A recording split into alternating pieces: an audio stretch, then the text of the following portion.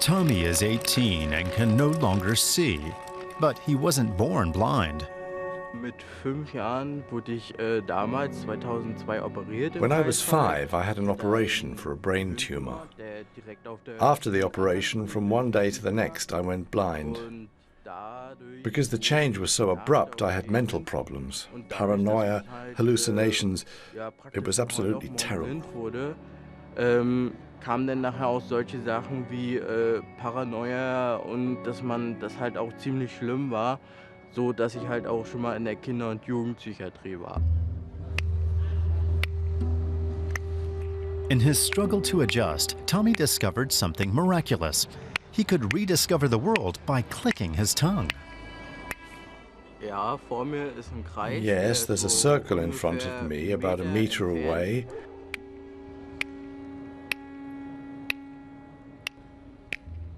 Then comes a rectangle, about 50 centimeters away, and about 2 meters away is a triangle. At some point, I started clicking around outside, without even my stick. I experimented a lot, even though I didn't really want to at first. And then when I found out that I could do it, it was so cool. Aber dann hat man es doch gemacht und man war dann schon, sag ich mal, sehr cool dran, wenn man das konnte. Using sonar for orientation is a well-established phenomenon in the animal world. Bats use it to navigate in twilight and darkness with absolute accuracy. It prevents accidents. Tommy copies the bats and is just as successful. He clicks and the echo shows him the path ahead. Is it curved or does it have corners? Is there enough headspace? Is he approaching stairs?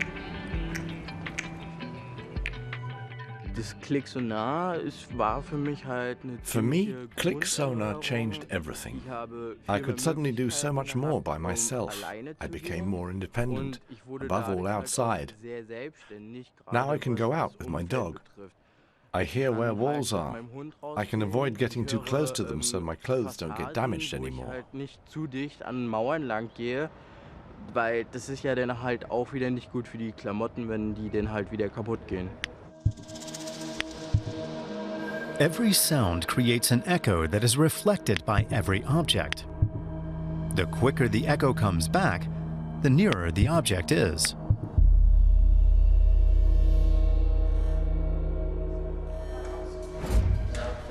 Laura Tada has been studying click sonar techniques for many years.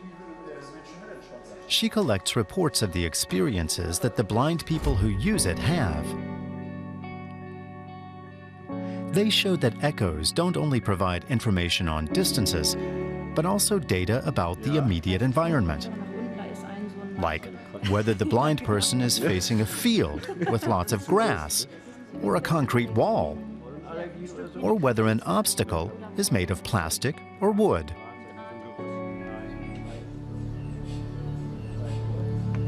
What happens in the brain when a human being creates a picture of their environment using sounds?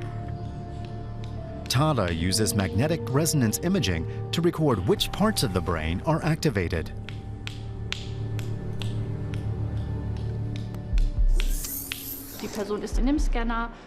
Patients lie in the scanner and we play them the pre-recorded sounds. The patients then tell us what they hear. For instance, they might say, that's a tree, that's a car, that's a building. And their association is almost always correct. We use neutral control sounds to verify this, and those don't provoke any associations. Gebäude und so weiter hören, wohingegen die Kontrollstimuli diese Informationen nicht hergeben. The result is surprising. Using echolocation restructures a blind person's brain.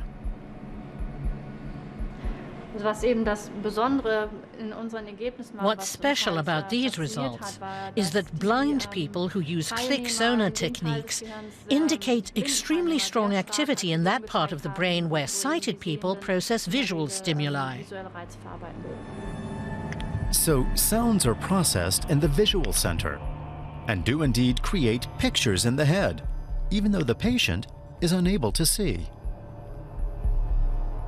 I wouldn't go so far as to say that it's a substitute for real sight. But the brain makes use of a capability we all possess. You don't need to be a super brain to be able to do it. Anyone can learn it. Also man muss kein super Gehirn haben, das zu können. Jeder kann es. Tommy clicks his way confidently to the baker's. He can't make out the different kinds of cake, but that doesn't bother him. He feels free, independent, and strong, almost like any other 18-year-old. So, bitteschön.